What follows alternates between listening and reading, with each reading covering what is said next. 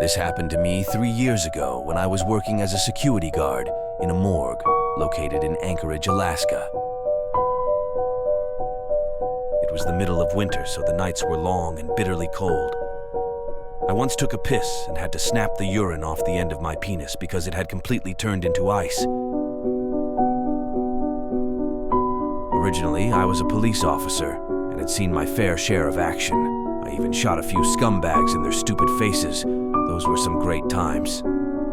The only reason why I was discharged from the force was because my thirst for blood had become too strong, and I was shooting people just for the thrill of it.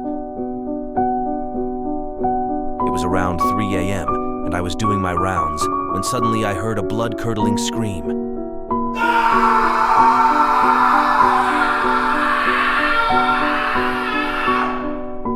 It was the kind of scream that would have made a weaker man shit his pants and cry for his mommy.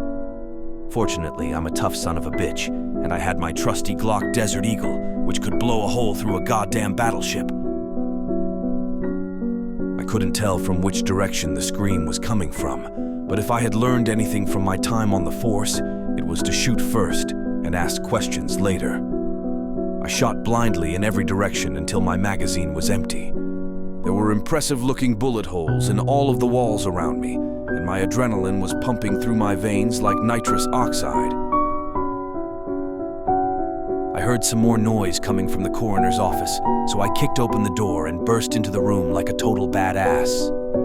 It was one of the coolest things that I had ever done, and my only regret was that my father wasn't there to see me. He would have been so proud. Inside the office, I found the lifeless body of the coroner. He had been hit between the eyes by one of my stray bullets. It was actually a pretty remarkable shot, if I do say so myself.